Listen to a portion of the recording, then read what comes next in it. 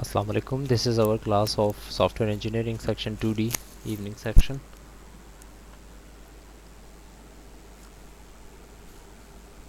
I just started the meeting on MS Teams.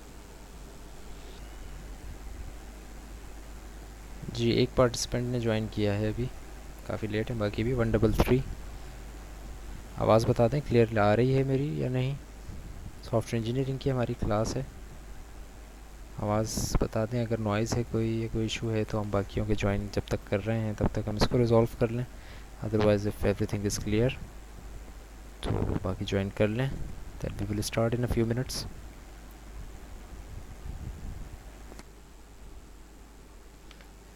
जी आवाज़ की confirmation ज़रा दोबारा दे दें अगर क्लियर आ रही है तो। मैं आपसे स्क्रीन भी शेयर कर लेता हूँ। हमारी सॉफ्टवेयर इंजीनियरिंग की क्लास है ये, और no files available screen. confirm me when you can see the screen as well. Just the screen अभी मैंने कुछ इस पर शेयर नहीं किया है, ओपन नहीं किया है। Now I am opening the lecture. हम यूआई डिज़ाइन के ऊपर थे, या इसको आज हमने रैप अप करना है और इम्प्लीमेंटेशन को स्टार्ट करना है।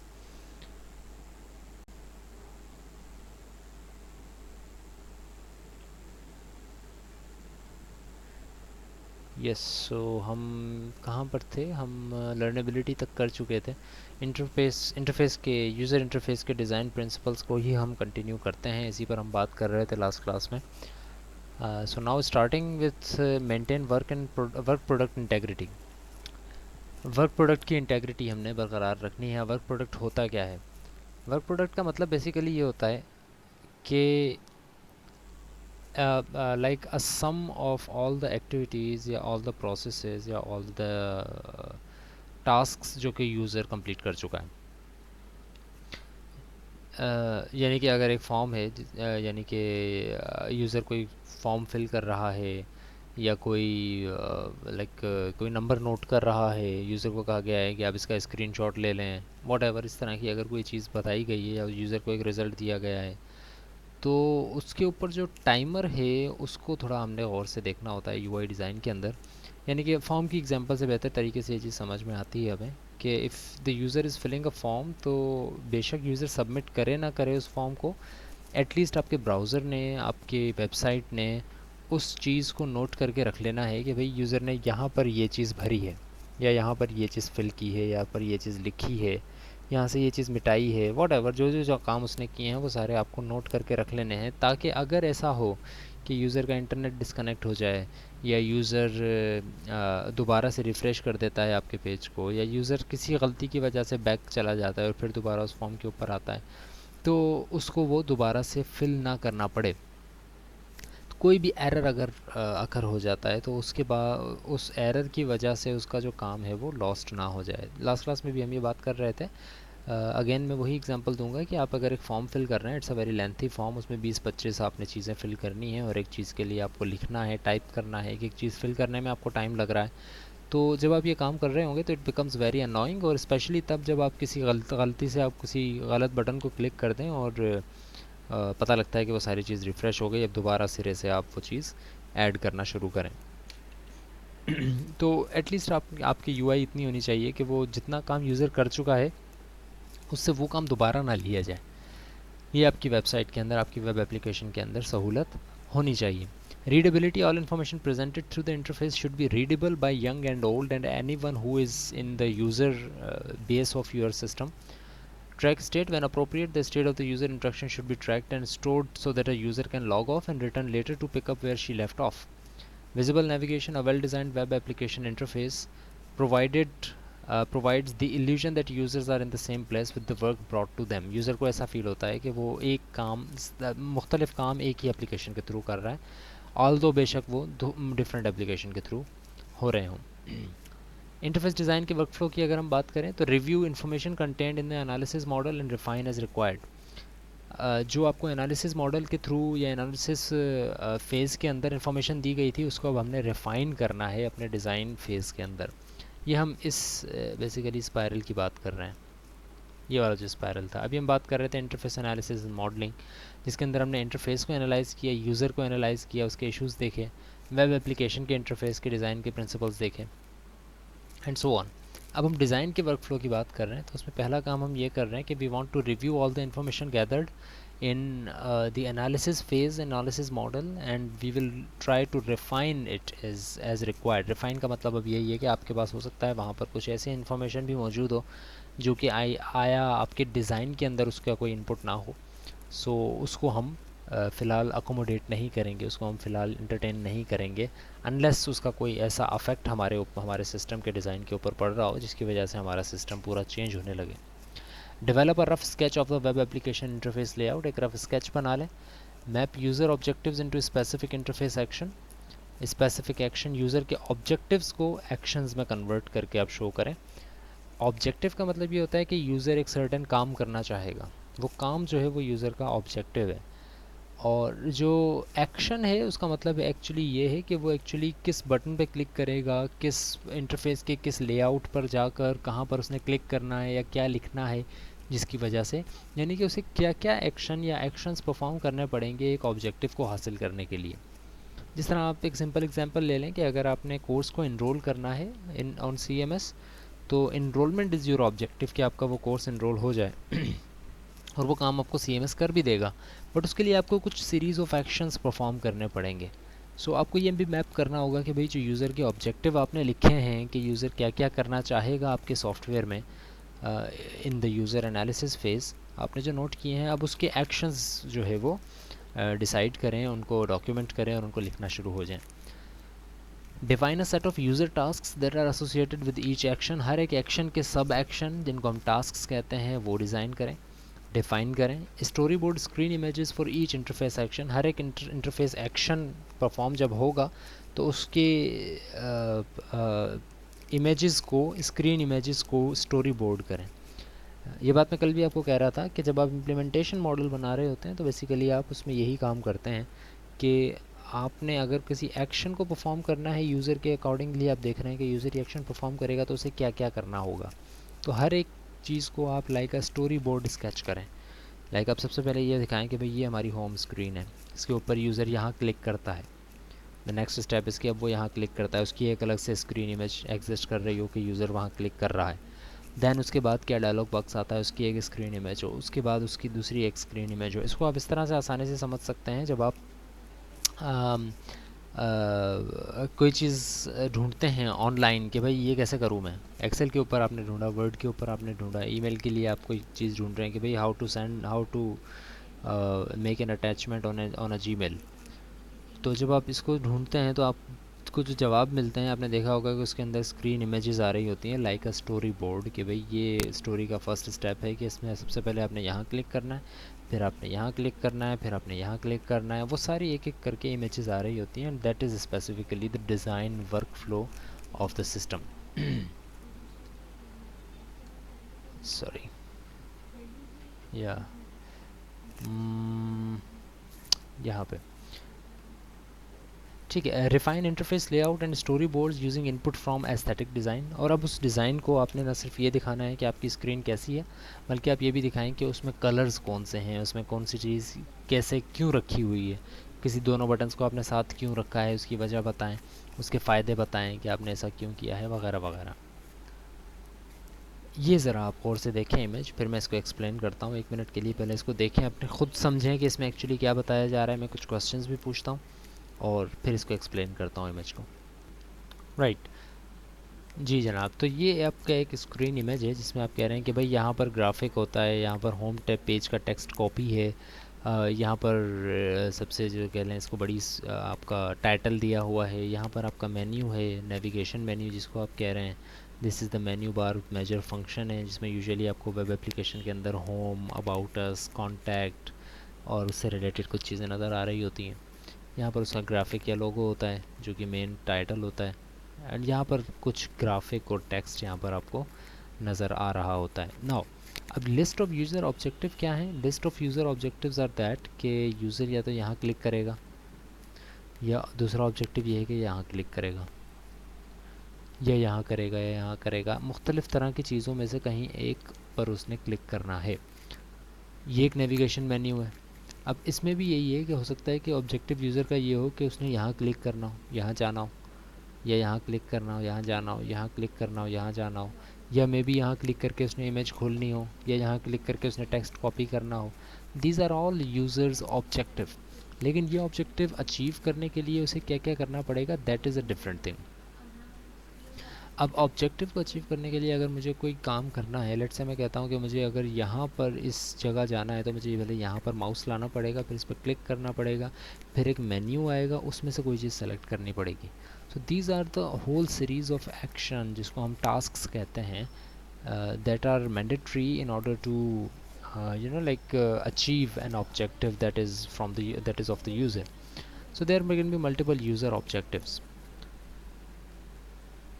सो इंटरफेस डिज़ाइन वर्कफ्लो को ही हम यहाँ से आगे बढ़ाते हैं।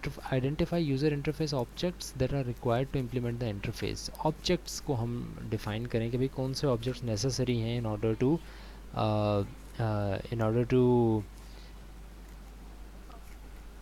Fulfil an objective of the user. कौन कौन से ऑब्जेक्ट्स मुझे यूज़ करने होंगे। लेट्स से कि मुझे यहाँ पर कुछ बटन्स चाहिए होंगे, दो, दैट इज़ माई ऑब्जेक्ट। हर बटन में एक मेन्यू चाहिए होगा, that is an objective, that is an object. इसी तरह नेविगेशन मेन्यू चाहिए, navigation menu is an object. उसके अंदर मुझे इस तरह की डिस्ट्रीब्यूशन चाहिए, that is an object. Graphic चाहिए, इमेज चाहिए, these are all objects, and these objects are actually designed so that the user can perform its objective.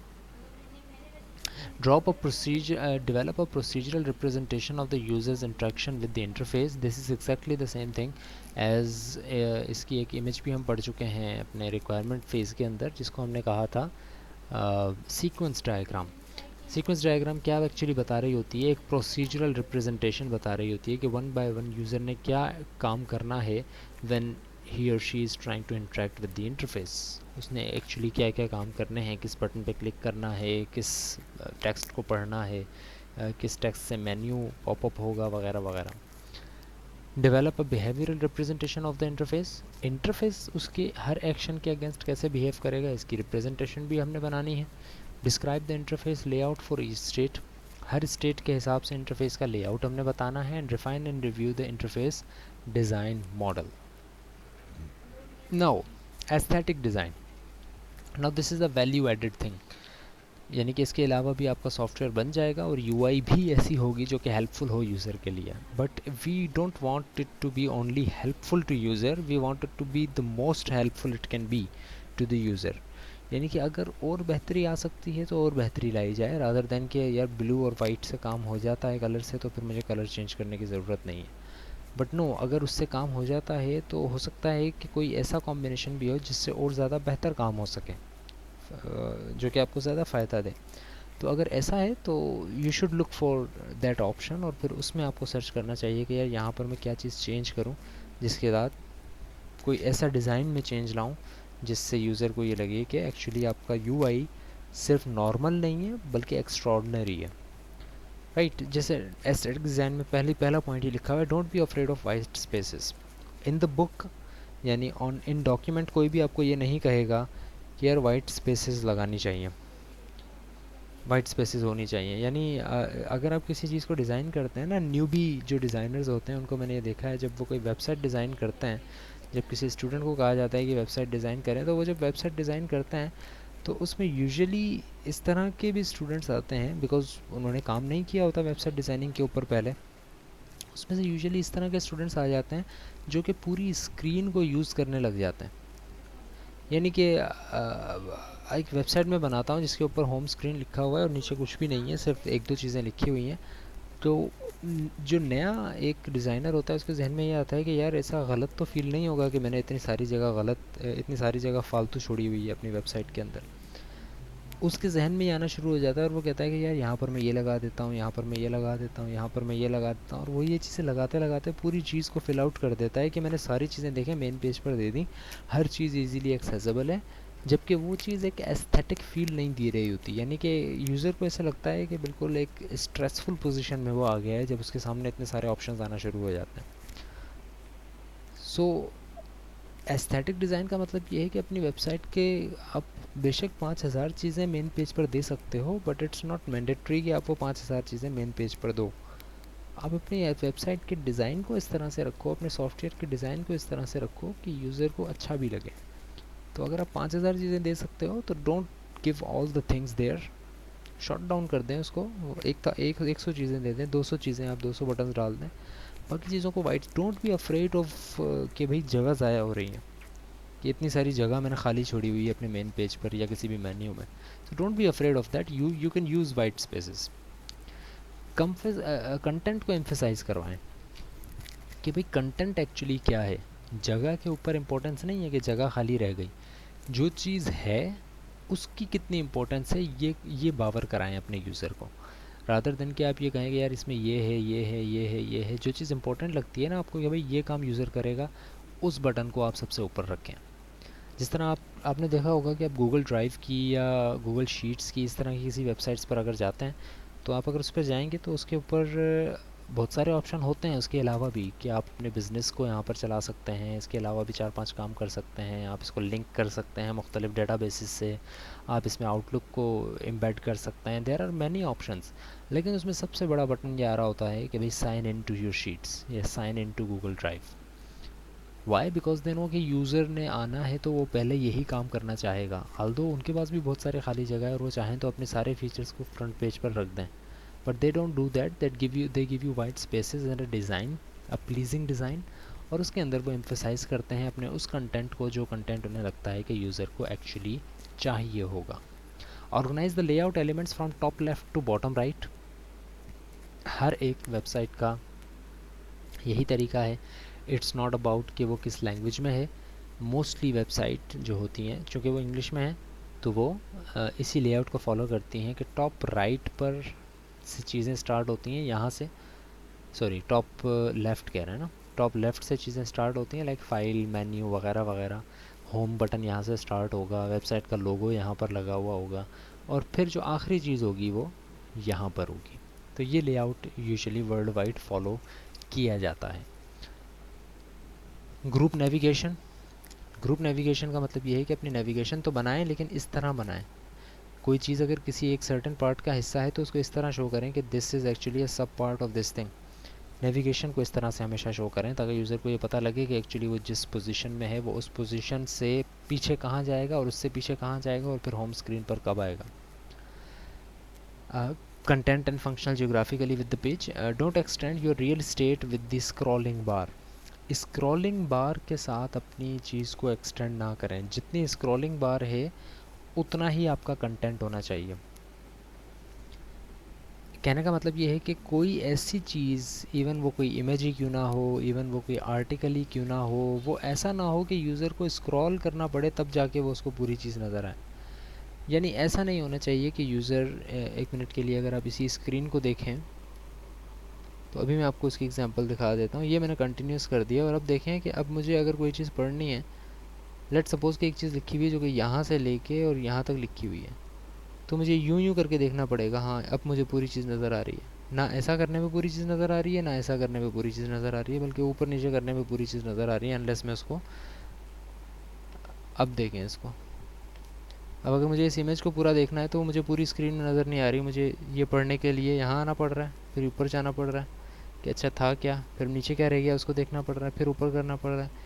तो आपका पेज जो बाय डिफ़ॉल्ट जितनी भी उसकी डायमेंशन है या वट एवर जो भी है, वो जो डायमेंशन है वो आपके स्क्रॉल बार से एक्सटेंड नहीं करनी चाहिए। Consider resolution and browser window size when designing your layout.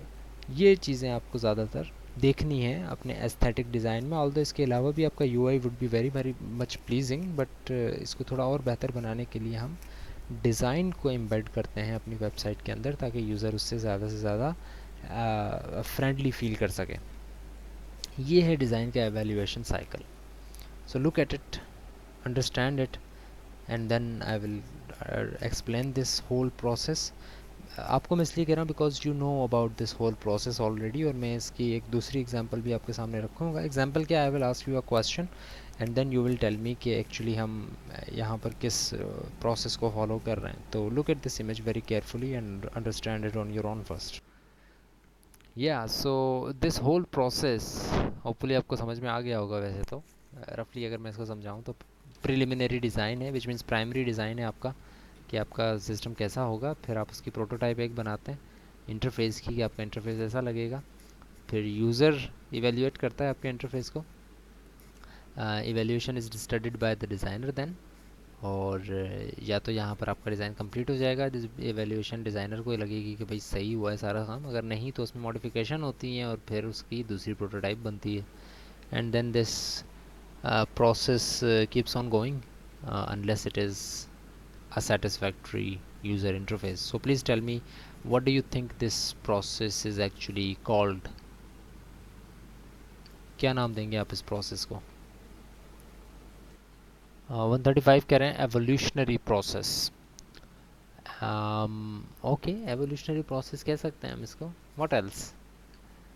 कुछ बार मैं पूछूंगा आपसे, बार बार पूछता रहूँगा जब तक कि मैं उस पॉइंट तक नहीं पहुँचता, या फिर जब तक कि मुझे ये कंफर्म नहीं हो जाता कि वो पॉइंट अब नहीं आ सकता आपके जहन में। So try to guess some other words, what kind of a process is that?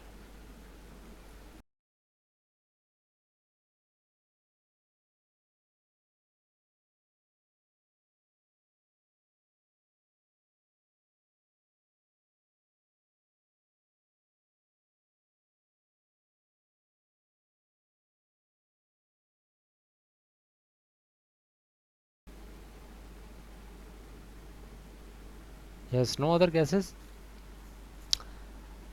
Okay, 133, iterative process. And yes, this is the right answer that I was going towards, that this is actually an iterative process, right? So it's a good thing that almost 135 का भी जवाब सही था, because he but he was on like a set के थोड़ा broad जवाब हो गया था आपका, स्पेसिफिक नहीं था। आइट्रेटिव वाला जवाब is what I was looking for. So it's a good thing that you guys can see the big picture without naming it. अक्सर ऐसा होता है, अक्सर क्लासेस मैंने इस तरह की देखी हैं, और हम जब पढ़ते थे तब भी ऐसा ही होता था कि हम टॉपिक का नाम देखकर और उसको याद कर लेते थे कि अच्छा ये टॉपिक है, इसमें ये है, दैट्स इट। हम उसको रिलेट नहीं कर पाते थे जब कोई उसी तरह का नया टॉपिक आ जाता था हमारे सामने। So it's a good thing कि आप इस चीज़ को टैकल करके और इसको रिलेट कर पा रहे हैं अपने मुख्तलिफ़ टॉपिक्स से, क्योंकि वो टॉपिक का नाम दे देने से वो चीज़ नहीं है, एक्चुअली उस कंसेप्ट को समझना हमारा काम है। और अगर वो कंसेप्ट हमें कहीं भी नज़र आता है तो हम उसको उस नाम से पुकार सकते हैं जो नाम हमने उसका रखा है।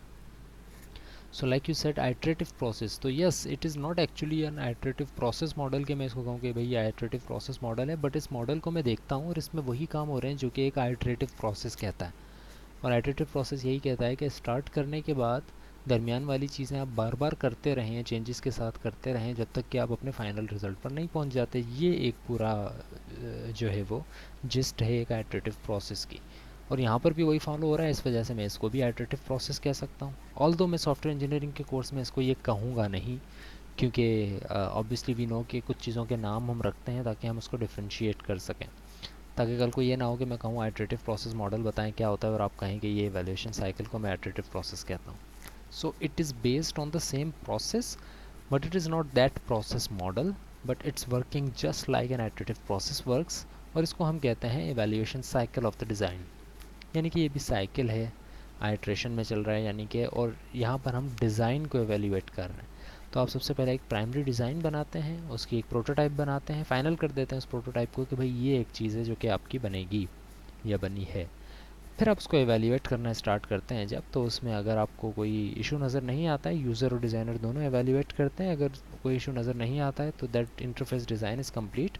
अदरवाइज़ उसमें मॉडिफिकेशंस होती हैं और दोबारा से यूज़र और डिज़ाइनर उसको एवेल्यूएट करते रहते हैं, अनलेस दोनों मुतमईन होकर कह दें कि now interface design is within the range of what the user expected and what the performance of the software delegates, and this is when you say कि your interface design is complete, right? Okay, so यहाँ पर हमारा ये वाला lecture ख़त्म होता है, हम अपने दूसरे लेक्चर की तरफ जा रहे हैं। Let me open that. और डिज़ाइन के प्रोसेस को हम यहाँ पर ख़त्म करके अब एक इम्प्लीमेंटेशन के यानी नेक्स्ट प्रोसेस के ऊपर आना चाह रहे हैं। Let me open the lecture और फिर हम उस लेक्चर को स्टार्ट करते हैं।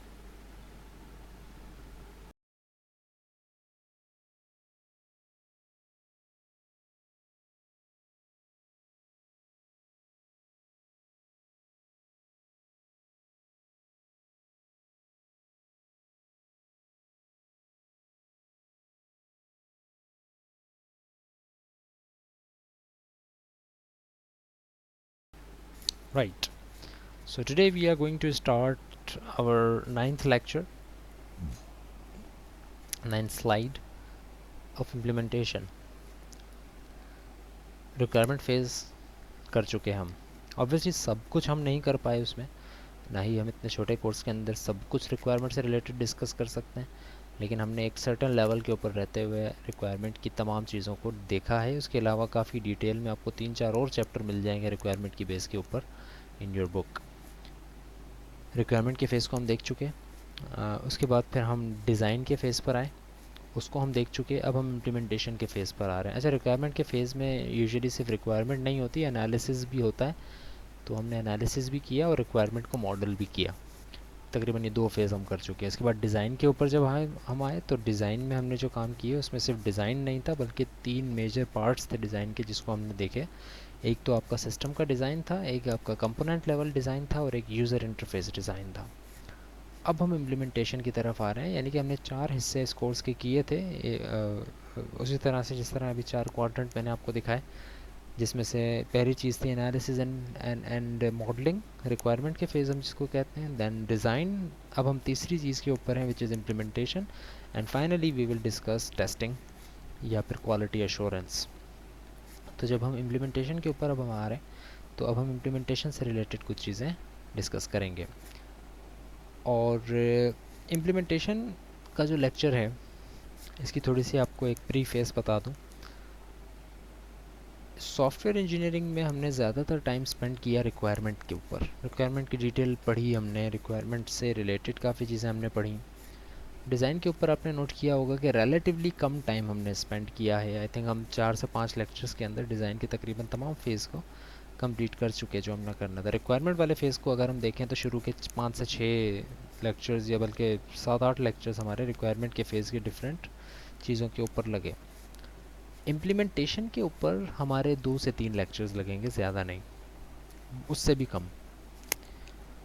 और इससे मैं एक बात वाज़ह कर देना चाहता हूँ अपने इस कोर्स के स्ट्रक्चर से भी, और अपने जो मैंने पढ़ाया है उस स्ट्रक्चर से भी ये बात वाज़ह हो जानी चाहिए कि सॉफ्टवेयर इंजीनियरिंग में इम्प्लीमेंटेशन का प्रोसेस बहुत कम है. इम्प्लीमेंटेशन का मतलब है जो एक्चुअली हम कोड करते हैं चीज़ को, वो बहुत कम हिस्सा होता है आपके सॉफ्टवेयर इंजीनियरिंग प्रोसेस का. असल आपका टाइम लगता है रिक्वायरमेंट पे, उसको एनालाइज करने में, उसको अच्छी तरह से देखने में, उसके मसले मसाइल निकालने में. देन आपका उसके बाद सबसे ज़्यादा टाइम लगता है डिज़ाइनिंग पे. आपने सब चीज़ों को डिज़ाइन करना है, यानी इस हद तक आपने डिज़ाइन करना है कि आपने पूरा स्टोरी बोर्ड स्केच भी बना देना है कि आपका सॉफ्टवेयर कैसे कैसे काम करेगा, विच यू कैन सी. बस एक्चुअली वो लिंक्ड नहीं होगा. अब आखिरी काम है कि इम्प्लीमेंटेशन, आपने वो सारी चीज़ें बनानी है और आपस में लिंक कर देनी है. That is your implementation and integration. ये वो पार्ट है जो कि सॉफ्टवेयर इंजीनियरिंग से इतना ज़्यादा रिलेटेड नहीं है जितना ज़्यादा रिलेटेड आम तौर पर यूज़र्स समझते हैं, आम तौर पर नॉन सॉफ्टवेयर इंजीनियर्स समझते हैं कि बहुत ज़्यादा इंपॉर्टेंट है. सॉफ्टवेयर इंजीनियरिंग का मतलब यही है कि आप कोडिंग कर रहे हैं. नहीं, इसका मतलब ये नहीं है. इसका मतलब ये है कि एक्चुअली आप कितना ज़्यादा विजुलाइज कर सकते हैं विदाउट एक्चुअली, कितने ज़्यादा विजुलाइज कर सकते हैं without actually writing the code. इसको ऐसे समझ लें कि एक अच्छा मैथमेटिशियन वो नहीं होता जो कि अगर लेट सपोज मैं आपको कहूँ कि आप एक मैथमेटिशियन है और मैं आपको कहता हूँ कि यार मैथमेटिशियन क्या, बल्कि एक बिल्कुल ही सिंपल एग्जांपल ले लेते हैं. आपसे अगर मैं ये पूछता हूँ कि भाई 45 इंटू 93 कितना होता है, और आप अपनी कॉपी निकालते हैं और उस पर लिखते हैं 45 93 मल्टीप्लाई करते हैं मल्टीप्लिकेशन के तरीके से और फिर उसका जवाब बताते हैं मुझे. और एक बंदा है जिससे मैं पूछता हूँ 45 इंटू 93 क्या है, वो यही काम मुझे बगैर कुछ लिखे बता देता है कि ये ऐसे होगा. दोनों में से इंटेलिजेंट कौन हुआ? वो बंदा हुआ जिसने वो काम बगैर किए मुझे सिर्फ सोच कर बता दिया कि ये काम ऐसे होगा और जिसका जवाब ये है. सिमिलरली सॉफ्टवेयर इंजीनियरिंग में भी बड़ा तगड़ा बंदा वो नहीं है जो कि कोडिंग अच्छी कर ले. अच्छा बंदा वो है, तगड़ा बंदा वो है, आपका सबसे अच्छा सॉफ्टवेयर इंजीनियर वो है जो कि कोडिंग बेशक अच्छी कर सके या ना कर सके, लेकिन बगैर कोड किए वो आपके सॉफ्टवेयर के मसाइल हल करता रहे, बगैर कोड किए. यानी कि सिर्फ requirement phase, visualisation phase, designing phase के अंदर ही वो दिमाग में सोचे, चीज़ों को थोड़ा सा लिखे बगैर कोड किए, और वो आपको जवाब दे दे कि भाई इसका जवाब ये होगा। और आप देखेंगे, आप जब अपनी प्रैक्टिकल लाइफ में आएंगे और होपफुली जब आप कोडिंग या किसी भी इस तरह की फील्ड के अंदर आते हैं, तो you will see, even now you can see, जब आप अपने कोडिंग की असाइनमेंट्स करते होंगे या इस तरह की चीज़ें करते होंगे, इसमें आपने देखा होगा दो तरह के लोग। एक तो ये कि जो कि आपको कहते होंगे यार मैं काम करूँगा तो फिर बताऊँगा कि ये काम कैसे हुआ। और कुछ लोग ऐसे होते हैं, चाहे वो टीचर्स हों, चाहे वो आपके अपने कोलीग्स हों या सीनियर्स हों, वो आप उनसे सिर्फ पूछते होगे कि यार मैं यहाँ से इसको कनेक्ट कर रहा हूँ, वहाँ पर वो दो दो दफ़ा उसका डेटा दिखा रहा है। तो वो आपका ये मसला सुनते ही कह देगा, फॉर एग्जांपल मेरे जैसा अगर कोई है, तो आप कहते हैं कि यार मैं उसको दो जगह से मैंने कनेक्ट कर दिया है, जब मैं उसका डेटा चेंज करता हूँ तो दोनों जगह से हो जाता है। तो मैं आपको लेट सपोज ये कहूँगा कि यार आपने वहाँ पर जो है फंक्शन को पास बाय वैल्यू नहीं, पास बाय रेफरेंस कर दिया होगा, इस वजह से वो दोनों जगह से कर रहा है। अब ये मैंने बगैर कोड किए सिर्फ आपकी बात सुन के विजुलाइज़ किया कि आपने क्या किया होगा, क्या मसला आया होगा, और उसको सॉल्व कर दिया। ये एक्चुअली है सॉफ्टवेयर इंजीनियरिंग के, बजाय इसके कि आप एक्चुअली कोड करो और कोड आपको मसला बताए, उससे पहले आप कितने मसले निकाल कर और उसको अच्छी तरह से डिज़ाइन कर सकते हो। That is actually the software engineering process.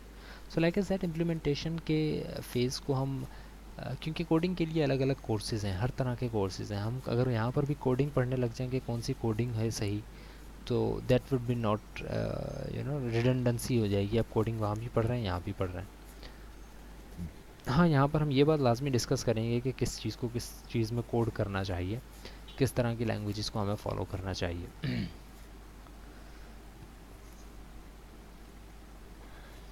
सो इसमें सबसे बड़ा जो एक टॉपिक हमने पढ़ना है वो है रीयूज़ का। रीयूज़, आपको कोड अवेलेबल होता है और आप उस कोड को रीयूज़ करने लग जाते हैं, यानी कि एक अवेलेबल कोड को अपने अपने कोड के अंदर, कोड के साथ इस्तेमाल करने की कोशिश करने लग जाते हैं। सो इम्प्लीमेंटेशन में involve developing programs in high और लो लेवल प्रोग्रामिंग लैंग्वेजेस।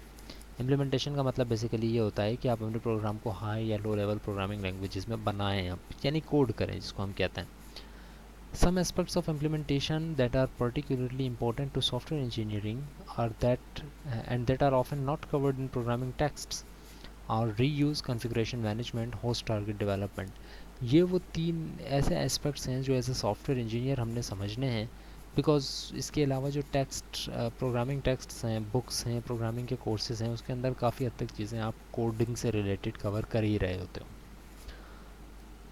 सो हमने ये तीन एस्पेक्ट्स को गौर से सुनना और समझना है कि रीयूज़ कहाँ कहाँ हमें फ़ायदा देता है, कहाँ कहाँ नुकसान देता है। कॉन्फ़िगरेशन मैनेजमेंट क्या होती है, एक बहुत वास्ट टॉपिक है कॉन्फ़िगरेशन मैनेजमेंट का, बट हम इसको थोड़ा सा यहाँ पर कवर करना चाहेंगे। और होस्ट टारगेट डेवलपमेंट क्या होती है, इसके बारे में भी हम बात करेंगे, क्योंकि ये एक्चुअली वो एस्पेक्ट्स हैं आपके सॉफ्टवेयर इंजीनियरिंग के जिसमें एक्चुअली कोडिंग तो हो रही होती है, लेकिन उस कोडिंग को कैसे, कहाँ, क्यों करना है, वो डिसीशंस यहाँ पर लिए जा रहे होते हैं। सो रीयूज़ की अगर हम बात करें, जो कि हम पहले भी डिस्कस कर चुके हैं, किसी एक स्लाइड में ये बात आई थी जब हमने कहा था कि आप कंपोनेंट लेवल डिज़ाइन को कहीं से उठाकर अपने सॉफ्टवेयर के अंदर यूज़ कर सकते हैं, लेकिन उसके कुछ फ़ायदे, कुछ नुकसान हैं जिनको हमें देखना चाहिए। So reuse, most modern software is constructed by reusing existing components और सिस्टम्स। ज़्यादातर मॉडर्न सॉफ्टवेयर जितने भी हैं वो कंस्ट्रक्ट किए जाते हैं बाय रीयूजिंग एग्जिस्टिंग कंपोनेंट्स और सिस्टम्स। यानी कि आजकल जितने भी सॉफ्टवेयर्स बन रहे हैं उसमें ज़्यादातर रीयूजिंग हो रही है। हाल तो हम ये कहीं कहते हैं कि ये काम करना अच्छा है, कहीं कहते हैं ये काम करना सही नहीं है, बट मॉडर्न जितने भी सॉफ्टवेयर्स बन रहे हैं, मॉडर्न से मुराद है कि आजकल जितने बन रहे हैं या जितने सॉफ्टवेयर की डेवलपमेंट आज हो रही है या अपडेशन आज हो रही है, उसमें रीयूज़ बहुत ज़्यादा हो रहा है। When you are developing software, you should make as much use as possible of existing code. Controversial statement in my opinion, but reuse की कहानी यही है कि अगर आपको अवेलेबल है रीयूज़, तो आप जितना ज़्यादा रीयूज़ कर सकते हैं तो आप करें। बट देखें, ये हमेशा काबिल कबूल नहीं होता। अगर कोई छोटा सा कोड है और उसको भी आप रीयूज़ कर रहे हैं और उसकी इंटीग्रेशन में आप ज़्यादा टाइम लगा रहे हैं, तो इससे बेहतर यही है कि आप उस छोटे से कोड को खुद लिख लें। बट जितना ज़्यादा बड़ा कोड होगा आपका, वहाँ पर आपको लगेगा कि नहीं यार, यहाँ पर मुझे रीयूज़ करना चाहिए चीज़ों को। However, these reusable technology come with a high maintenance and integration cost. Like I said कि आप reuse कर तो सकते हैं, लेकिन वो integration जब करेंगे आप तो फिर वहाँ फंस जाएंगे, तो उसकी कॉस्ट फिर बहुत हो जाती है। तो इस चीज़ को ज़रा देखते हुए, मद्देनज़र रखते हुए, अगर आप रीयूज़ कर रहे हैं तो बेशक आप जितनी चाहे रीयूज़ करें, जितने चाहे कंपोनेंट्स को चाहे आप रीयूज़ करें अपने सॉफ्टवेयर के अंदर, इसमें कोई इशू नहीं होगा। A reuse-based approach is now widely used for web-based systems of all kinds, scientific softwares, and increasingly in embedded system engineering. Starting हुई वेब बेस्ड से, वेबसाइट्स, वेब एप्लीकेशंस, ऐसे सिस्टम्स जो कि वेब पर चल रहे हैं, ऐसे सॉफ्टवेयर जो कि वेब पर चल रहे हैं, वहाँ पर रीयूजिबिलिटी अप्रोच सबसे ज़्यादा है। बिकॉज़ इसकी एक वजह ये है कि जब आप इंटरनेट के ऊपर कोई सॉफ्टवेयर चला रहे हैं या वेब के थ्रू एक सॉफ्टवेयर चला रहे हैं, तो वो सॉफ्टवेयर पूरी दुनिया को कवर कर रहा है, यानी कि सिर्फ आपको अवेलेबल नहीं है, वो वेबसाइट पूरी दुनिया के लिए अवेलेबल है। तो यानी कि जैसे ही इंटरनेशनलाइज हो जाता है आपका सॉफ्टवेयर, यानी कि वेब के थ्रू आ जाता है, तो उसके अंदर बहुत सारी चीज़ें आपको सेम रखनी पड़ती हैं, इवन दो आपको लगता है कि आपके सॉफ्टवेयर में ये चीज़ चेंज होनी चाहिए फॉर अ पर्टिकुलर रीजन या फॉर अ पर्टिकुलर लैंग्वेज, लेकिन तब भी आप कहते हैं कि नहीं, जिस तरह की चीज़ सब जगह अवेलेबल है आप भी उसी तरह की बनाएंगे। और इसके लिए फिर बेहतर यही होता है कि आप रीयूज़ कर लें कोड को, रादर देन कि आप अपना कोड लिखें और उसमें गलतियाँ आएँ या आप कोई गलत चीज़ कर बैठें जो कि इंटरनेशनली एक्सेप्टेबल ना हो। सो रीयूजिबिलिटी वेब बेस्ड में ज़्यादातर अप्लाई हो रही है, और उसके बाद फिर साइंटिफिक सॉफ्टवेयर और एम्बेडेड सिस्टम इंजीनियरिंग जो है, यहाँ पर भी रीयूज़ हो रहा है सारा का सारा कोड। साइंटिफिक सॉफ्टवेयर में क्यों? क्योंकि साइंटिफिक चीज़ें तो वर्ल्ड वाइड सेम है, यूनिवर्सल चीज़ें हैं सारी की सारी। अगर मैं कहता हूँ आपको कि भाई एक फ़ंक्शन है, बायनोमियल फ़ंक्शन है, तो उस बायनोमियल फ़ंक्शन के पीछे की जितनी भी कहानी होगी, पीछे का जितना भी कोड होगा, वो तो एज इट इज़ सेम रहेगा हर एक जगह। तो वो आप पूरा आपको लिखने की ज़रूरत नहीं है, आप सिंपल उसको कॉपी पेस्ट कर लें। या इसी तरह सुडोकू अगर आपने गेम देखा हो या टिक टैक टो गेम देखा हो, तो ये वो चीज़ें हैं जो कि वर्ल्ड वाइड सेम रहती हैं। अगर आपने ये चीज़ अपने सॉफ्टवेयर के अंदर एम्बेड करनी है तो इसका बना बनाया कोड अवेलेबल है, रादर देन कि आप खुद अपनी लॉजिक से बनाएं। इट्स अवेलेबल, बट ऑब्वियसली जिस तरह से लास्ट स्लाइड में ये कहा गया है कि अगर आप रीयूज़ करते भी हैं तो फिर मेंटेनेंस और इंटीग्रेशन में आपको ज़्यादा इन्वेस्टमेंट करनी पड़ेगी, बेशक आप रीयूज़ में अपने पैसे बचा रहे हो। ये चार तरह की रीयूजिबिलिटी एक्चुअली अप्लाई हो रही होती है। कभी भी जब आप रीयूज़ कर रहे होंगे किसी भी सॉफ्टवेयर कोड को या किसी कंपोनेंट को, छोटे से को, तो बेसिकली आप किसी भी इनमें से किसी एक लेवल के ऊपर रीयूज़ कर रहे होंगे चीज़ को। या तो एब्स्ट्रैक्शन लेवल के ऊपर आप रीयूज़ कर रहे होंगे, या ऑब्जेक्ट लेवल के ऊपर, या कंपोनेंट लेवल के ऊपर, या फिर सिस्टम लेवल के ऊपर। वन बाय वन सबको देखते हैं इनका मतलब क्या है। एब्स्ट्रैक्शन लेवल के ऊपर अगर आप रीयूज़ कर रहे हैं तो व्हाट डज दिस मीन, या किस तरह के रीयूज़ को हम एब्स्ट्रैक्शन लेवल रीयूज़ करते हैं। At this level, you don't reuse software directly, but rather use knowledge of successful abstraction in the design of your software. इसमें आप कोड को यूज़ नहीं कर रहे होते हैं, बल्कि आप डिज़ाइन को रीयूज़ कर रहे होते हैं, कॉपी कर रहे होते हैं, वो भी रीयूज़ नहीं कर रहे होते हैं। यानी कि आपने ये देखा कि भाई आपने एक सिस्टम बनाना है, रूबिक्स क्यूब अगर आपने सॉल्व किया हो या आपने उसको खेला हो, रूबिक्स क्यूब पता है किसी को क्या होता है? रूबिक्स क्यूब, RUBIKS, यानी रूबिक्स क्यूब, CUBE। कोई एक्सप्लेन करेगा रूबिक्स क्यूब क्या होता है? किसी को नाम पता है? थोड़ा एक्सप्लेन करना चाहेंगे ताकि मुझे बस थोड़ा सा भी अगर एक्सप्लेन कर दें तो आई वुड नो कि आप सही बात पे जा रहे हैं।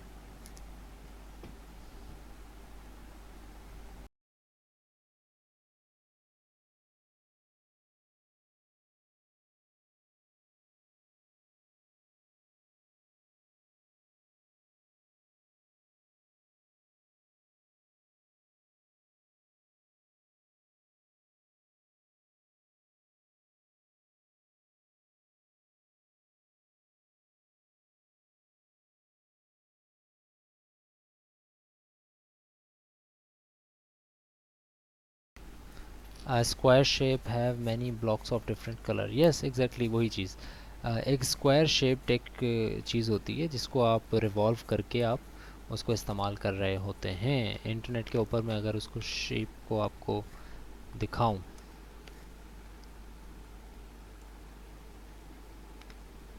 अच्छा उससे रिलेटेड हमने कुछ चीज़ें और भी डिस्कस करनी है, रूबिक्स क्यूब से रिलेटेड कह लें एक तरह से, कि उसी को देखते हुए हमने सॉफ्टवेयर इंजीनियरिंग से रिलेटेड एक दो चीज़ें समझनी है। क्या हुआ, एंटर नहीं हुआ?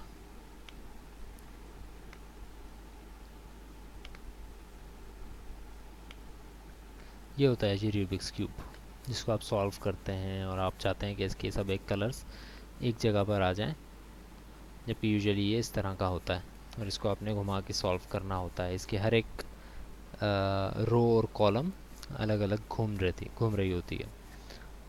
एनीवेज, सो लेट्स से कि मैं आपको कहता हूँ कि इस रूबिक्स क्यूब की तरह का एक सॉफ्टवेयर हमने बनाना है, कि भाई जो ऐसा सॉफ्टवेयर जो कि रूबिक्स क्यूब को सॉल्व कर रहा हूँ। डिफरेंट कलर्स का क्यूब होता है, जिस तरह 131 कह रहे हैं। So you know about that कि रूबिक्स क्यूब क्या होता है। इसमें हम ये कर रहे होते हैं कि लेट्स से कि मैं आपको कहता हूँ एक ऐसा सॉफ्टवेयर जो कि रूबिक्स क्यूब को सॉल्व करे। अब उसका एक कोड लिखते हैं कि भाई इफ़ रो नंबर दिस इस कलर दिस, और फिर उसके अंदर एक और कंडीशन, एक और कंडीशन, पता नहीं कितनी कंडीशंस आप लगाते हैं, उसको उसको पूरा कोड करते हैं, फंक्शन बनाते हैं, और अब वो इस काबिल हो जाता है आपका सॉफ्टवेयर कि वो रूबिक्स क्यूब को सॉल्व कर रहा है। अब एक्चुअली होता क्या है, अगर मैं आपको ये कहूँ कि यार ये रूबिक्स क्यूब का आपका सॉफ्टवेयर लिखा हुआ है 3x3 के लिए, आप इसको यूज़ करें, आप इसको ऐसा सॉफ्टवेयर बनाकर दें मुझे जो कि रूबिक्स क्यूब को ही सॉल्व करे, लेकिन 3x3 का नहीं, यानी इसकी 3 होती है ना, वो एक एक रो में 3 ब्लॉक्स आ रहे होते हैं, बल्कि 6x6 रूबिक्स क्यूब के लिए आप ये काम करें। तो आप जब कहते हैं 6x6 के लिए करें, तो यहाँ पर एक्चुअली आपको कोड अवेलेबल है या नहीं, या आपने ख़ुद बनाना है। बेसिक अगर डिज़ाइन लेवल के ऊपर आप देखें तो दोनों का डिज़ाइन तो सेम ही होगा, यानी वही रो और कॉलम होगी, वही रो को ही घूमना है और कॉलम को ही घूमना है, और वही इसको एक कलर को एक साथ सामने लाना है। पूरा डिज़ाइन एक तरह का है, तो क्यों ना ऑलरेडी जो आपने डिज़ाइन बनाया हुआ है, डिज़ाइन का मतलब है आपको पता है आपने कितने एरेज बनाए, आपको पता है आपने कितने वेरिएबल्स बनाए, आपको पता है आपने कितनी रोज़ बनाई, कितनी कॉलम्स बनाई, कितनी 2 डायमेंशनल एरेज बनाए, कितना डाटा आपको मैनेज करना पड़ा, कितने फंक्शंस बनाए, ये सब चीज़ें आपको ऑलरेडी पता है। तो क्यों ना इन्हीं सारी चीज़ों को कॉपी कर लिया जाए। अब रिमेंबर कि मैंने कोड कॉपी नहीं किया है, मैंने डिज़ाइन कॉपी किया है, यानी मैंने सिर्फ आइडिया कॉपी किया है कि यार 3x3 के लिए जो काम हुआ था मैं उसी को कॉपी कर लेता हूँ। बनाऊँगा अब भी मैं ज़ीरो से खुद ही, लेकिन मुझे एटलीस्ट ये पता होगा कि कितने फंक्शंस बनेंगे, कितने एरेज बनेंगे, इसकी लॉजिक किस तरह बनेगी, each and everything I would know. So जब मैं सिर्फ डिज़ाइन लेवल यानी कि एब्स्ट्रक्शन लेवल के ऊपर सिर्फ उसके पैटर्न, उसका आर्किटेक्चर को अगर कॉपी कर रहा हूँ, that would be known as reuse at abstraction level. Design patterns and architectural patterns are ways of representing abstract knowledge for reuse. लेकिन अगर हम बात करते हैं रीयूज़ एट ऑब्जेक्ट लेवल, तो इस ऑब्जेक्ट लेवल के ऊपर अगर मैं रीयूज़ कर रहा हूँ तो I am directly reusing objects from a library rather than writing the code yourself. मैं अब एक चीज़ के लिए पूरा का पूरा कोड उठा रहा हूँ, लेकिन पूरे पूरे पूरे सॉफ्टवेयर के लिए नहीं, किसी एक चीज़ के लिए। जैसे कि सबमिट बटन जो होता है, सबमिट बटन का काम क्या होता है, आपने देखा होगा मुख्तलिफ गूगल फॉर्म्स के ऊपर भी आपने देखा होगा। तो सबमिट बटन का काम ये होता है कि आप जैसे ही सबमिट पे क्लिक करते हैं तो उस पेज पर लिखी हुई हर एक टेक्स्ट बॉक्स में से या हर एक जो है चॉइस बॉक्स में से जो भी डाटा एंटर किया हो जा रहा होता है उसको वो स्टोर करके भेज देता है सर्वर को। ये कोडिंग होती है सबमिट बटन की। अब ये सबमिट बटन की कोडिंग मुझे भी एग्जैक्टली ऐसी ही चाहिए, मुझे इसमें कुछ चेंज नहीं करना। एग्जैक्टली मुझे यही करना है कि पूरे पेज को वो रीड करे, जितनी डाटा नया एंटर हुआ हुआ है उस डाटा को वो उसके साथ लिख के और वो सर्वर को भेज दे। यही काम करना है मैंने, लेकिन ये काम मुझे पूरे सॉफ्टवेयर के लिए कॉपी नहीं कर रहा हूँ, मैं सिर्फ उस सबमिट बटन के लिए ये काम कॉपी कर रहा हूँ। तो अब मैंने डिज़ाइन कॉपी नहीं किया कि सबमिट बटन कहाँ पर लगाना चाहिए या उससे क्या क्या फ़ायदे हैं या नुकसान है। मुझे पता है क्या उसने लगाया है, क्या उसके पीछे लॉजिक है, मैंने उसको एज इट इज़ कॉपी कर लिया है। Now I have only copied it the submit buttons code at object level. Screen आपको सही नज़र आ रही है? मेरे पास एक्सटेंडेड स्क्रीन थोड़ी सी ब्लरी हो रही है।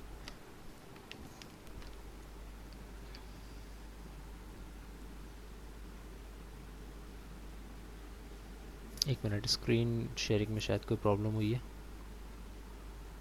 वेट कंफर्म कर दें अगर स्क्रीन, अच्छा यस सर आया है जवाब। आई थिंक आपको स्क्रीन सही नज़र आ रही, मे बी मेरे मॉनिटर में कोई मसला हो शायद। Extended screen is not available, या ओके ठीक है अब। So at this level you directly reuse objects from a library rather than writing the code yourself for that object. To implement this type of reuse you have to find appropriate libraries and discover if the objects and methods offer the functionality that you need. आपको जो चीज़ चाहिए कि exactly वही offer कर रहे हैं वो certain objects, if yes तो आप उसको एग्जैक्टली कॉपी करके इंटीग्रेट कर सकते हैं। देन कंपोनेंट लेवल की रीयूज़। कंपोनेंट लेवल आपको पता है कंपोनेंट लेवल क्या होता है, remember that colon return architecture, और उसमें ये था कि आपका पूरा सॉफ्टवेयर है लेकिन उस सॉफ्टवेयर के अंदर बेसिकली 3 मेजर कंपोनेंट्स होते थे, input component, control component, output component. फिर इनपुट के अंदर आप मुख्तलिफ और कंपोनेंट्स बना सकते हैं कि भाई एक यूआई का कंपोनेंट है, एक डेटाबेस का कंपोनेंट है। फिर यूआई के कंपोनेंट में आप और अलग बना सकते हैं कि एक फॉर्म्स का कंपोनेंट है, एक डाटा का कंपोनेंट है, एक सिर्फ बटन्स का कंपोनेंट है, एक सिर्फ विजुअल्स का कंपोनेंट है। सो ये सारे कंपोनेंट्स आप अलग-अलग बना रहे होते हैं ये आपको ऑलरेडी पता है। तो बड़ी सिंपल सी बात है, अगर आप कंपोनेंट के कोड को रीयूज़ कर रहे हैं तो now you are reusing it at component level, यानी कि आप पूरे सॉफ्टवेयर को अब भी कॉपी नहीं कर रहे, आप कंपोनेंट को कॉपी कर रहे हैं। So components are collections of objects and object classes that operate together to provide related functions and services, you know about that already. You often have to adapt and extend the component by adding some code of your own. अक्सर आपको ऐसा भी करना पड़ता है कि आपको adapt करना पड़ता है और एक्सटेंड करना पड़ता है अपने कंपोनेंट को by adding some code of your own, क्योंकि उसमें कुछ चीज़ें आपको चेंज चाहिए होती हैं तो आप उसमें कोई चीज़ ऐड करते हैं या चेंज करते हैं ताकि वो आपके कोड के साथ कंपैटिबल होकर सही से चल सके। An example of component level reuse is where you is where you build your user interface using a framework. जब आप किसी यूज़र इंटरफेस को बनाते हैं ना किसी फ्रेमवर्क के थ्रू, अगर आपको याद हो या आपने कभी ट्राई किया हो कोई वेबसाइट बनाना यूजिंग या तो विक्स, आई थिंक आजकल चल रहा है WIX, यानी उसमें बनी हुई होती हैं वेबसाइट्स और सिर्फ आपको क्लिक करना होता है कि आपने कौन सा टेम्पलेट यूज़ करना है और उसमें आप जो चाहें बटन को आगे पीछे भी कर सकते हैं, किसी टेक्स्ट को लिखा हुआ चेंज कर सकते हैं। बनी बनाई वेबसाइट होती है, आपको सिर्फ उसको थोड़ा सा चेंज करके अपने लिए रीयूज़ कर लेना होता है। तो जब आप किसी यूआई को बनाते हैं ना, बिल्कुल इसी तरह किसी ऑलरेडी बनी हुई यूआई या बने हुए फ्रेमवर्क से, तो that is actually the name of reusing at component level. And the last thing is कि आप पूरा का पूरा सॉफ्टवेयर ही कॉपी कर लें या रीयूज़ कर लें, reuse at system level. At this level, you reuse entire application systems. This may be done by adding and modifying code if you are reusing a software product line, or by using the system's own configuration interface. So अगर आप या तो ऐसा होगा कि आप पूरे code को किसी कहीं से उठाकर उसको मॉडिफाई कर रहे हैं, या ऐसा हो सकता है कि आप पूरा का पूरा एक सिस्टम का कोड उठाकर अपनी किसी सिस्टम की प्रोडक्ट लाइन सॉफ्टवेयर के अंदर रख रहे हैं। प्रोडक्ट लाइन सॉफ्टवेयर आपको याद होगा लाइक ऑफिस 365, उसके अंदर पूरे 4-5 प्रोडक्ट्स आ रहे हैं, तो अगर उन सब प्रोडक्ट्स में से कोई एक प्रोडक्ट आप कॉपी करके या रीयूज़ करके दे रहे हैं तो that would be known as reuse at system level. So most commercial systems are now built in this way where generic application systems are adopted and reused. generic application system जितने भी हैं वो सारे adapt होके reuse हो रहे हैं। इसकी बड़ी अच्छी एग्जांपल मेरे सामने आई लास्ट कुछ डेज़ में। मोबाइल एप्लीकेशन में यूज़ करता हूँ हबीब मेट्रो बैंक, आपने नाम सुना होगा हबीब मेट्रो बैंक की। मैं उसकी मोबाइल एप्लीकेशन यूज़ कर रहा होता हूँ, उससे काफ़ी मानूस हो चुका हूँ, उसमें फ़ंड्स ट्रांसफ़र और इस तरह की चीज़ें काफ़ी हेल्पफुल हो जाती हैं और उसका रिस्पांस भी काफ़ी अच्छा होता है, कभी वो हैंग नहीं होती मुख्तलिफ डेज़ में। अक्सर वेबसाइट्स को मैंने देखा है कि वो हैंग होना शुरू हो जाती हैं, तो I had a very good experience with that website. Recently अभी एक दोस्त से मुलाकात हुई और उसने भी कुछ फ़ंड्स ट्रांसफ़र या इस तरह कुछ करना था, एटीएम से काम नहीं हो सका, उसने फिर एप्लीकेशन जो है वो यूज़ की। उसने जब मेरे सामने एप्लीकेशन यूज़ की, he had the application of I think summit bank थी या कोई इस तरह की बैंक थी, सिल्क बैंक थी। सो वो समिट बैंक की एप्लीकेशन उसने लॉन्च की और वो उससे उसने फ़ंड्स ट्रांसफ़र करना शुरू कर दिए। When I looked at the application it was the exact same thing, मतलब I could not differentiate between the two application. सिर्फ एक चीज़ चेंज थी, वो ये कि कलर कोडिंग वहाँ पर समिट बैंक की यूज़ हो रही थी which is I think lighter green and blue, और यहाँ पर जो है मेरे पास वो ग्रीनिश कुछ यूज़ हो रही थी. So I looked at the application and this was the exact same thing. And this is the example of reuse at system level. पूरा का पूरा कोड रीयूज़ हो रहा है.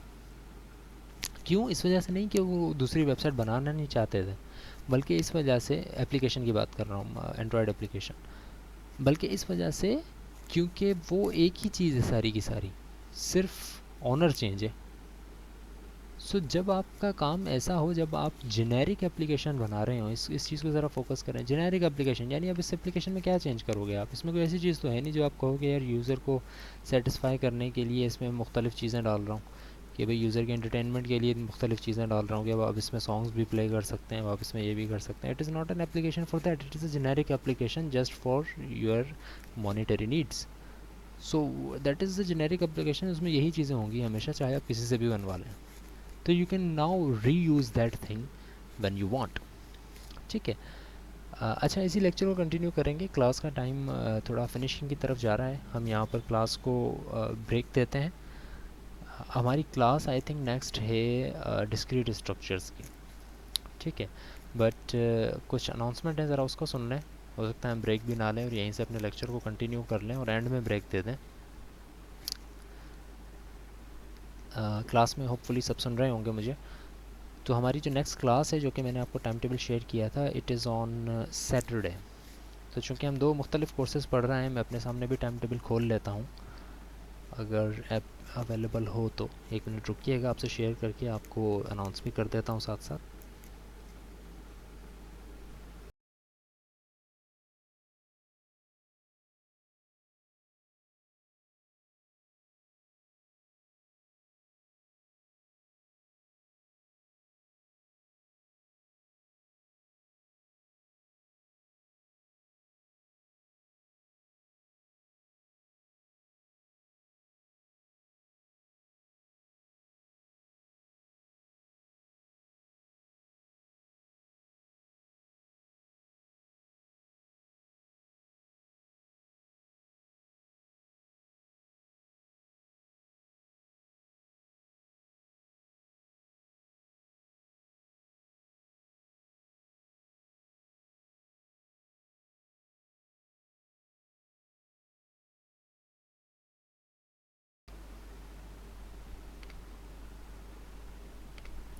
ये आई थिंक यस हमारा टाइम टेबल था इस वीक का. मंडे को हमारी क्लास हुई है और देन ट्यूसडे को हमारी इस तरह क्लासेस हुई हैं. मुख्तलिफ़ कोर्सेज़ की हैं ना हमारी, चूँकि दो कोर्सेज़ हैं. अच्छा, एक यहाँ पर मिस्टेक हो गई थी. 7:30 टू 8-9 हुई थी हमारी ये क्लास, जो कि हमने आई थिंक 8:30 या 8:35 के अराउंड ख़त्म की थी ये वाली क्लास, जो कि अब मैं वाइट कर रहा हूँ. आई डोंट सी कि आपको ये चीज़ पता नहीं विजिबल होगी या नहीं. तो ये जो वाइट कर रहा हूँ, इसके 7:30 टू 9 थी ये क्लास, जो आपसे मैंने शेयर किया था. तो इसका टाइम गलत लिख दिया था मैंने गलती से, ऑल्दो हमारी क्लास 7:30 टू 9 हुई है. अच्छा, आज हमारी सॉफ्टवेयर इंजीनियरिंग की क्लास अभी चल रही है 4 to 5:30, जो कि अब एंड होने वाली है कुछ देर में. और इसके बाद फिर हमारी डिस्क्रीट की क्लास है. तो मैं ये चाह रहा हूँ कि हमारी ये डिस्क्रीट की क्लास, सैटरडे का पूरा दिन हम डिस्क्रीट स्ट्रक्चर्स के लिए ले लें, और आज हम सेकंड क्लास भी जो है वो सॉफ्टवेयर इंजीनियरिंग की ले लें. Is that okay? इसके पीछे वजह मैं अभी आपको बताता हूँ, बट अब मुझे ये बता दें, I think it's okay, it would be okay कि मैं सॉफ्टवेयर इंजीनियरिंग की क्लास यहाँ ले जाऊँ और डिस्क्रीट की क्लास यहाँ ले आऊँ सैटरडे को. तो अब ये जो मैं वाइट कर रहा हूँ, ये चीज़ मैंने थोड़ी सी चेंज कर दी है. हमारे सैटरडे को डिस्क्रीट और सॉफ्टवेयर थी, अब सॉफ्टवेयर और डिस्क्रीट के बजाय हमने ऐसे कर दी है. इसके पीछे वजह ये है कि डिस्क्रीट का चूँकि आपका एक ही क्विज़ हुआ है, तो इस सैटरडे को मैं आपका डिस्क्रीट का क्विज़ रख रहा हूँ इस क्लास में, जो कि मैंने अभी सेलेक्ट की है. ये वाली ग्रीन वाली जो क्लास है, इस पे मैंने आपका क्विज़ लेना है. 5:30 to 7 है ये क्लास.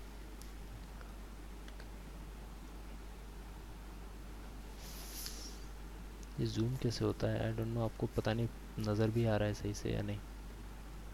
जूम का बटन कहाँ है भाई? Zoom zoom zoom, view, zoom 200%. ये काम हमने किया है जी.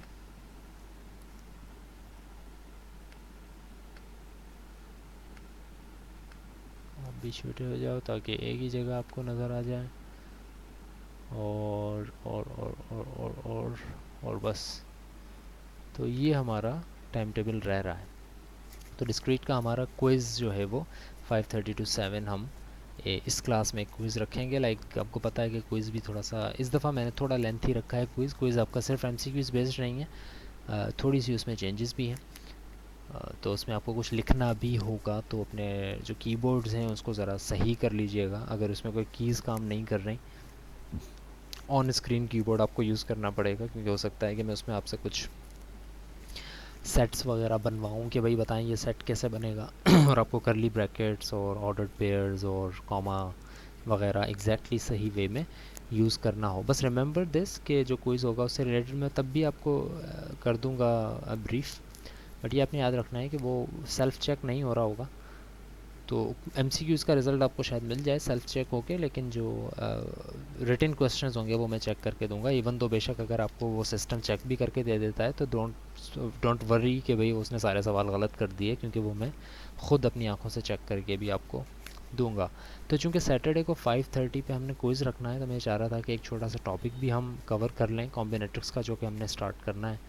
तो वो हम सैटरडे को 4 to 5:30 वाली क्लास में वो टॉपिक स्टार्ट करेंगे, और थोड़ा बहुत रिलेशन से रिलेटेड भी बात कर लेंगे, ताकि आपको चीज़ें रिवाइज़ हो जाएं और फिर आप 5:30 पर क्विज़ दे सकें। क्विज़ आपका रिलेशंस में से है, जस्ट रिलेशन आई थिंक, उसके अलावा और कोई चीज़ नहीं है। उससे पिछली चीज़ और क्या है, उससे पिछली चीज़ जो है फंक्शंस या सेट्स वगैरह हैं, ऑब्वियसली वो भी उसके अंदर कहीं ना कहीं थोड़ा सा फ्लो आ जाएगा। तो मैं चाह रहा हूँ कि अभी हम सॉफ्टवेयर इंजीनियरिंग की जो है वो क्लास को कंटिन्यू करें। वेडनेसडे को 2 हमारी सॉफ्टवेयर इंजीनियरिंग की क्लासेस हो जाएंगी। सो अभी हम सॉफ्टवेयर इंजीनियरिंग की क्लास को ही कंटिन्यू करेंगे। ब्रेक लेते हैं थोड़ी देर, और फिर कुछ देर में वापस आते हैं, और फिर सॉफ्टवेयर इंजीनियरिंग की दूसरी मीटिंग को हम ज्वाइन करेंगे। इस मीटिंग को मैं अभी ख़त्म कर रहा हूँ। Thank you very much.